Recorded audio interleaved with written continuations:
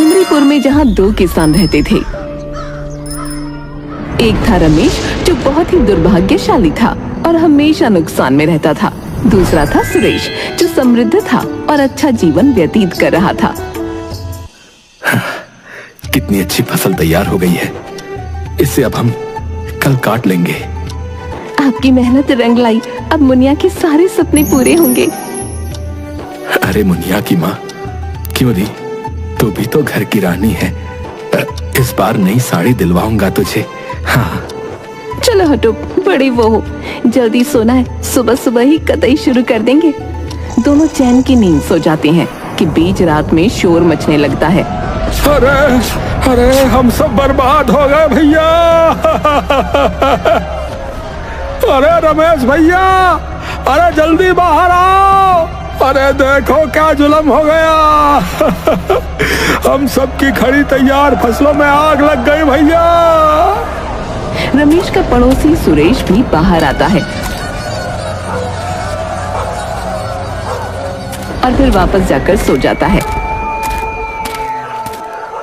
अरे सुरेश को लगता है अपनी फसलों की जरा भी फिक्र नहीं है। इस बार सुरेश ने खेती कहाँ जोते हैं मुखिया जी, जो उसे फिक्र होगी। है क्या कहा, खेत नहीं जोते? फिर इतना पैसा कहाँ से लेके आता है ये? अरे वो तो बड़ा चावल का व्यापारी बन गया है, विलायती चावल बेचता है और वो भी कौड़ियों के दाम। उसे छोड़ो, अब ये सोच रहा हूं मैं कि अब मेरा क्या होगा। मेरे तो सारे सपने टूट गए। मुनिया की माँ, मुझे माफ कर देना, इस बार भी मैं तुम्हारी साड़ी ना ला पाऊंगा। और रोने लगता है। अगले दिन जले खेत के आगे रमेश अपनी पत्नी के साथ बैठा दुखी मन से बातें कर रहा है। अरे भाग्यवान, मैं कितनी भी मेहनत कर लूं, लेकिन भाग्य ने मुझसे मुंह मोड़ लिया है। खेत में फसल खराब हो ही जाती है। याद नहीं, पिछली बार मवेशी बीमार पड़ गए, उससे पहले बाढ़ आ गई और कर्जा बढ़ता ही जा रहा है। दिल छोटा मत करिए जी, जैसी प्रभु की मर्जी, जैसे सब जिएंगे हम भी जी लेंगे, उदास मत हो। अब तो हमारे पास वही एक छोटा सा तालाब बचा है। इस बार बरसात भी नहीं होती दिख रही। समझ में नहीं आता कि क्या होगा। भगवान, पूरे गांव में मातम हो रहा है। हिम्मत मत हारो रमेश, परिश्रम का फल अवश्य मिलता है, बस ईमानदारी से लगे रहो। कब मिलेगा ये फल? मेरे हाथ तो सिर्फ सूखा और नुकसान ही आता है। बच्चों के दुख अब देखे नहीं जाते। आपने कभी कोई गलत काम नहीं किया। भगवान के घर देर है, अंधेर नहीं, सब ठीक रहेगा। गांव में सूखा पड़ जाता है और सभी लोग इकट्ठा होते हैं। गांव वालों, देखो, हम सब एक हैं। मुखिया जी, थोड़ा थोड़ा पानी हम सब इस्तेमाल कर लेंगे। सब बहुत खुश होते हैं। तभी सुरेश आता है।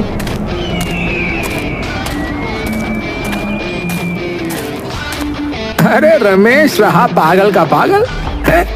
अरे यही समय है, अच्छा पैसा कमा सकता है। हाँ, अरे सबसे पानी के मुंह मांगे पैसे ले, मुंह मांगे। नहीं नहीं सुरेश भाई, खेत सबके जल चुके हैं, पीने को भी पानी नहीं है। मैं ऐसा जुल्म नहीं कर सकता। समय बीतता है और वो देखता है कि उसके पड़ोसी किसान सुरेश के घर एक से बढ़कर एक शहरी आराम की चीजें आती हैं। न जाने सुरेश के घर इतना सामान आता कैसे है। हाँ जी, वो तो खेत पर कभी जाता भी नहीं दिखता। बच्चे कह रहे थे उसने घर में लाइट भी लगवा ली है। हाँ माँ, उनके घर तो टीवी और ठंडे पानी वाला फ्रिज भी है। बाबूजी तो पंखा भी नहीं लगवाते, पर सुरेश काका के घर पर एसी है, पूरा घर ठंडा रहता है। अरे भला ऐसी कौन सी जादू की छड़ी मिल गई सुरेश को? पूछता हूँ, अगर मुझे भी कुछ ऐसा मिल जाए तो बात बन जाए, पर मैं तो हूँ ही बदकिस्मत। क्यों कोसते रहते हो खुद को? बिना मेहनत के पैसे बेईमानी से आता है, समझे? बापू, आप ही मेरे लिए टीवी ले आइए ना। हाँ मेरी राजकुमारी, जरूर लाऊंगा। रमेश सोचता है कोई बात तो है, सुरेश के हाथ कौन सी जादू की छड़ी लग गई। वो जानता है कि पूरे गांव में केवल सुरेश ही चैन से है। वो सुरेश से मिलने जाता है। अरे रमेश भाई, बाहर क्यों खड़े हो? अरे अंदर आओ ना, ठंडा शरबत पिलवाता हूँ मित्र। अरे इतनी उदासी क्यों? क्या हुआ बताओ मुझे। सुरेश भाई, क्या बताऊं, जीवन से हार सा गया हूं। मैं बहुत परेशान हूं भाई। खेती में हमेशा नुकसान ही होता है। अब सोच रहा हूं कि कुछ और काम करूं। हाँ भाई, कुछ दिन पहले मेरा भी यही हाल था। अगर खेती में घाटा हो रहा है तो कोई और काम भी आजमाओ भाई। और हाँ, अगर चाहो तो मेरी तरह तुम भी अमीर बन सकते हो। हाँ? कैसे? अरे एक तरीका है, लेकिन तुम्हें जो है ना, थोड़ा सा समझ रहे हो, चालाक बनना पड़ेगा। हाँ, मेरा एक शहरी दोस्त है जिसने चीन से डुप्लीकेट चावल और बंद गोभी बनाना सीखे। बिना खर्चे के बढ़िया मुनाफा होता है। हाँ, मैंने भी इस डुप्लीकेट गोभी और चावल का व्यापार शुरू किया है। इससे मैंने बहुत पैसे कमाए हैं। अगर तुम चाहो तो मैं तुम्हें यह तरीका सिखा सकता हूँ। हाँ, डुप्लीकेट? ये कैसे हो सकता है? देखो रमेश, नकली चावल बनाना कोई मुश्किल काम थोड़ी है। हाँ, अरे ये बस थोड़ी चालाकी की बात है बस। लेकिन ये किया कैसे जाता है? अरे कुछ नहीं। पहले प्लास्टिक लो और थोड़ा सा स्टार्च ले लो। फिर प्लास्टिक और स्टार्च को एक साथ पिघलाना होता है बस। फिर इसे चावल के दाने के आकार में ढालकर ठंडा कर लेते हैं। ऊपर से हल्की खुशबू और सफेद रंग मिलाने से ये बिल्कुल असली चावल जैसे दिखते हैं। इन्हें असली चावल में मिला देने से, बता रहा हूं, कोई पहचान भी नहीं सकता, कोई नहीं। लेकिन ये तो लोगों की सेहत के लिए खतरनाक होगा ना? अरे भाई, खतरनाक? भारत में परवाह किसे है? किसे परवाह है? कुछ परवाह स्वास्थ्य की? अरे लोग स्वाद से खाते हैं और हमें पैसे मिलते हैं भैया। इसी से तो मैंने अपनी दौलत बनाई है। नहीं भाई, ये तो बेईमानी हुई। मैं ऐसा नहीं कर सकता। बेईमानी? अरे ये जमाना समझदारी का है। जो चालाकी से काम करता है ना, वही सफल होता है। हाँ भाई। रमेश ये सब सुनकर सोच में पड़ जाता है, लेकिन अंततः वो गलत रास्ते पर जाने से इनकार कर देता है। रमेश की बेटी बहुत बीमार पड़ जाती है। डॉक्टर कहता है कि तुरंत इलाज की जरूरत है, लेकिन रमेश के पास पैसे नहीं है। उसकी पत्नी रो रही है। रमेश, हमारी बेटी की जान खतरे में है, कुछ इंतजाम करो। मैं क्या करूं? मेरे पास पैसे नहीं है। अगर कहो तो मैं सुरेश का रास्ता अपना लेता हूं, लेकिन फिर मैं खुद को कभी भी अपना मुंह नहीं दिखा पाऊंगा। ये क्या कह रहे हो? ऐसा क्यों सुरेश भाई?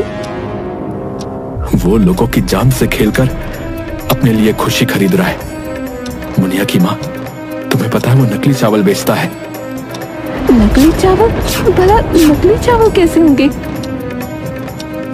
वो बता रहा था कि प्लास्टिक और स्टार्च को एक साथ पिघलाना होता है, फिर इसे चावल के दाने के आकार में ढाल देते हैं और फिर ठंडा कर लेते हैं। ऊपर से फिर हल्की खुशबू और सफेद रंग मिलाने से ये बिल्कुल असली चावल के जैसे दिखते हैं। इन्हें असली चावल में मिला देने से वो कह रहा था कि कोई पहचान ही नहीं सकता। हे राम, घोर कलयुग है जी। ये तो सरेआम हत्या जैसा है। नहीं, ये हमसे कभी ना होगा। चाहे मुनिया हमें छोड़कर चली जाए, पर ये पाप कभी ना करेंगे मुनिया के बापू। तभी सुरेश फिर से आता है और रमेश को समझाने की कोशिश करता है। अरे देखो रमेश, अरे बता रहा हूं, अब भी वक्त है। खुद को भगवान मत समझो, समझे? मेरे बचपन के दोस्त हो तुम। हाँ, साथ में स्कूल गए हैं हम। मुनिया बेटी की तकलीफ देखी नहीं जाती। अगर तुम मेरी तरह बन जाओ तो तुम्हारे पास भी, बता रहा हूँ भाई, पैसा ही पैसा होगा भाई, पैसा ही पैसा। तुम्हारी बेटी को इलाज मिल जाएगा। अरे सोचो, और तुम्हारा परिवार भूखों भी नहीं मरेगा बाकी गांव वालों की तरह, समझे? नहीं भाई, अपनी बेटी को जीवन देने के लिए मैं गांव वालों के साथ धोखा नहीं कर सकता। मेरी आत्मा मुझे कभी क्षमा नहीं करेगी यार। रमेश का परिवार भूखा रहता है, लेकिन वो अपनी ईमानदारी नहीं छोड़ता। रमेश अपनी बेटी को नीम का काढ़ा पिलाता है और अपने खेत की शुद्ध सब्जियां खिलाता है। धीरे धीरे उसकी बेटी स्वस्थ हो जाती है। देखो रमेश, भगवान ने हमारी मेहनत और सच्चाई का फल दिया है। हमारी बेटी अब ठीक है। हाँ, सच्चाई और परिश्रम कभी व्यर्थ नहीं जाते। सुरेश के लालच का अंत नहीं था। वो नकली चावल और सब्जियां पूरे गांव में बेचता रहा। उसके लालच ने उसे और भी क्रूर बना दिया।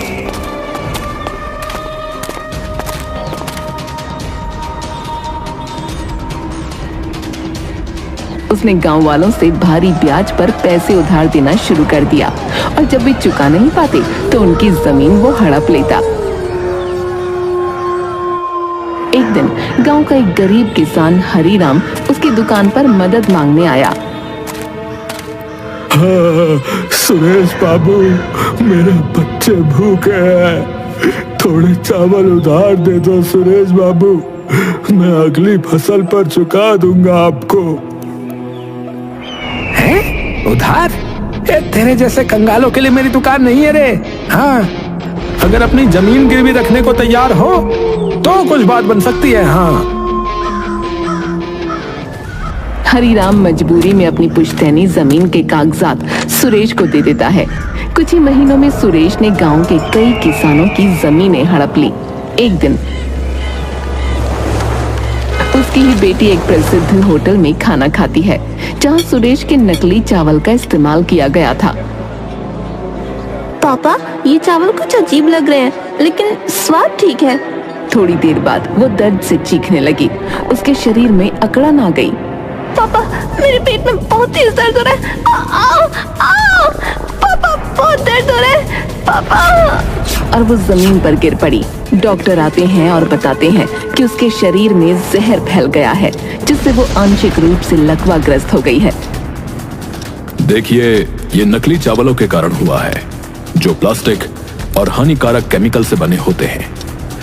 अगर तुरंत इलाज नहीं किया गया तो ये स्थायी नुकसान पहुंचा सकता है।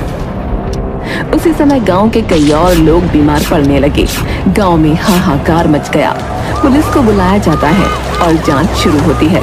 पुलिस जांच में खुलासा होता है कि नकली चावल और नकली सब्जियां सुरेश के गोदाम से सप्लाई की जा रही थी। गांव वाले गुस्से में भर जाते हैं। अरे सुरेश, अरे तूने हमें जहर खिलाया, जहर। अरे रुक, तुझे इसकी सजा मिलेगी। मुझसे गलती हो गई। अरे मुझे माफ कर दो भाइयों, माफ कर दो।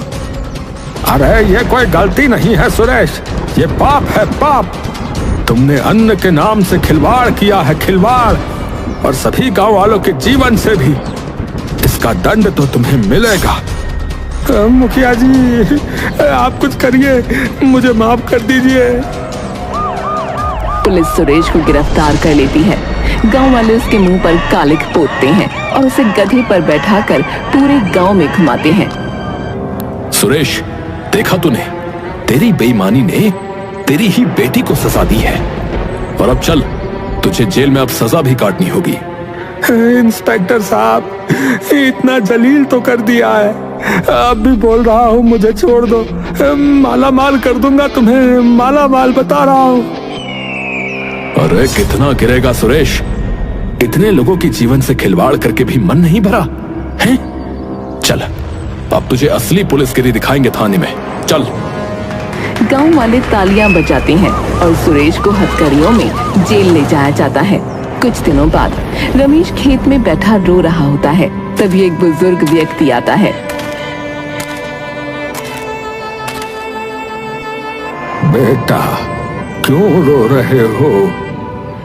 बाबा, मेरी किस्मत ही खराब है, कुछ भी कर लूं, कुछ भी नहीं होता। मेहनत कभी बेकार नहीं जाती बेटा।